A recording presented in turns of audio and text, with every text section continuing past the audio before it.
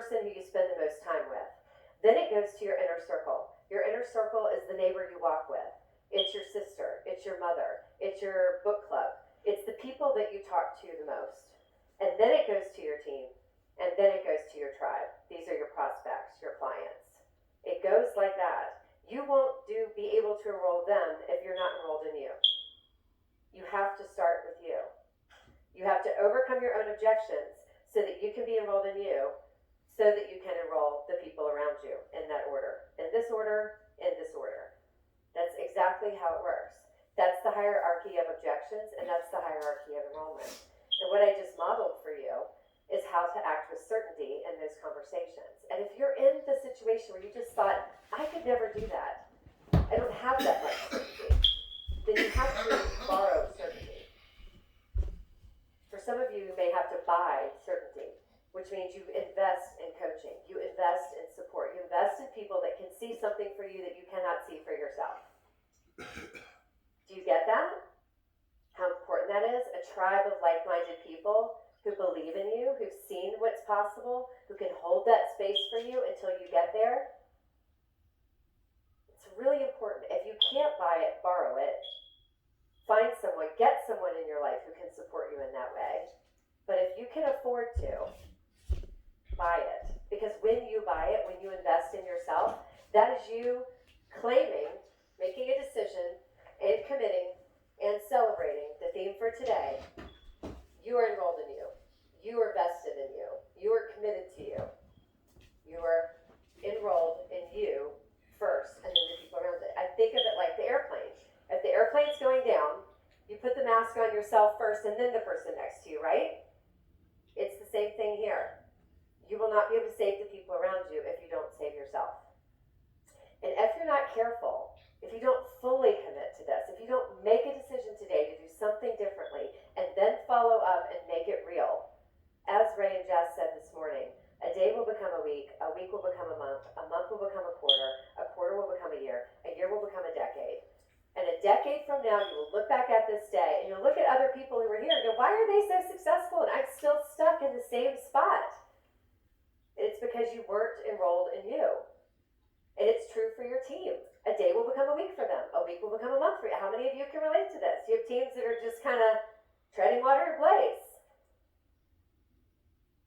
You have to model for them how this works, and you have to help them solve these objections to get them into run mode, to get them into hustle mode, to get them into confidence mode. And when you're all doing that together, and it's okay to be vulnerable with them. It's okay to do that. I'm working on this, and you can work on it with me. I'm going to be modeling this for you so that you can model it too. Those are really important conversations to be having with them. And I promise you that I'd show you what this looks like in real time. I just want to share a quick little story with you. First of all, I want you to make your reason not to your reason to.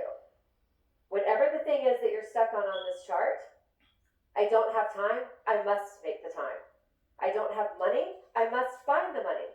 I don't have support at home, I must have support at home. And if I don't have support at home, I've got to get it somewhere else. I've got to have a like-minded community that believes in me. I'm scared to death, so I must do it. Otherwise, I stay stuck in fear forever. Paralyzed. Stuck. Literally stuck. There's nothing worse than stuck. There's nothing worse than being on the fence. There's nothing worse than indecision. It is the worst form of self-abuse. To stay stuck. Over and over again, day in, day out. Stuck, stuck, stuck. There's nothing worse than that, and you know it. It's why you have to decide to do something differently and commit to it and celebrate it. You have to celebrate it. That you are deciding today to be enrolled in you, that you're taking the steps to make your reason not to your reason to. Because here's what it looks like on the other side. You've met a lot of people this week who've modeled for you what it looks like on the other side. When I told you a little bit about that first husband and how our life imploded, and that's why I started my event business. And I thought it would at least save the house. It didn't save the marriage. That was kind of the writing was on the wall on that, right? When he imploded, our world imploded, and he just could not come back from that. And I couldn't make him come back from that. My desire for him to come back from that didn't matter because he couldn't come back from that. And so we did decide to get a divorce. And I had a pretty big decision at 38 years old. What was I going to do then? We were selling the house because we had to sell the house. We were getting a divorce. All the things, you know how this feels. Like you've worked so hard to get those drapes and you've worked so hard to get that sofa you wanted, and now you're selling it for pennies in the backyard at a yard sale. Painful. And that was the situation I was in. And my mom came to me and said, you know, we grew up in a really small house. I'm going to show you in just a second. A small house. Like literally on the wrong side of the tracks. Like the railroad tracks, you know that saying? There were little railroad tracks and then there was our house. A tiny little house was where we grew up. And my mom had kind of cobbled together a reasonable lower middle class life. And in her new house, she had a basement. And she said, I can turn the basement into an apartment for you. You know, you're going through this divorce and you don't have kids and you're kind of putting your life together and you just started this business and, you know, you just need a safe place to land. We'll turn the basement into an apartment for you and you can get your life together. You have your own entrance, you can come and go as you please, we won't bother you down there, take it for months or a year, whatever you need to get your life together. And I had this really big dream to live in New York City. I had always had that dream since a high school trip to New York City.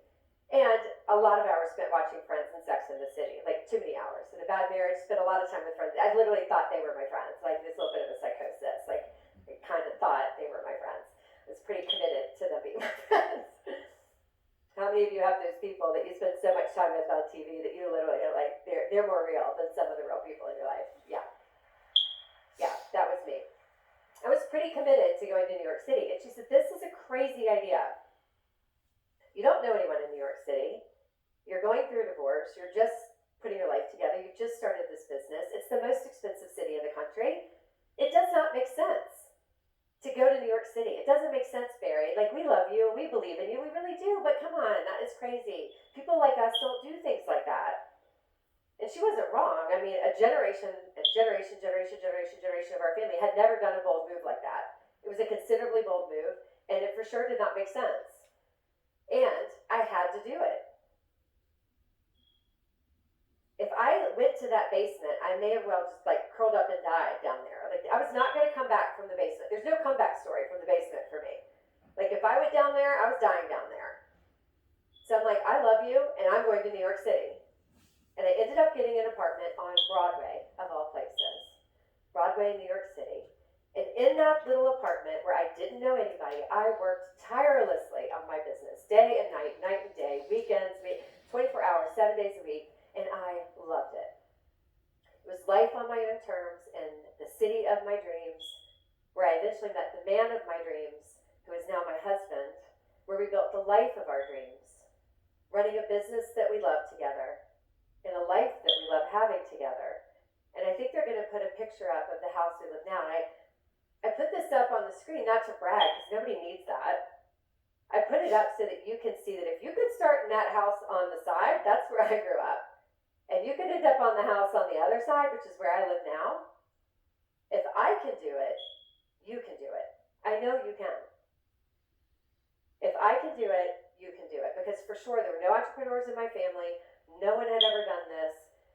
They all thought I was considerably crazy. I'm pretty sure they still do. But now they're like, yeah, she's pretty amazing. No one in our family's ever done that. And guess what happened after that? Other members of my family followed. My sister is super successful. She's an amazing human in her own right. But in part because I blazed the path and said, it's okay. We can do this. Strike out. Go there.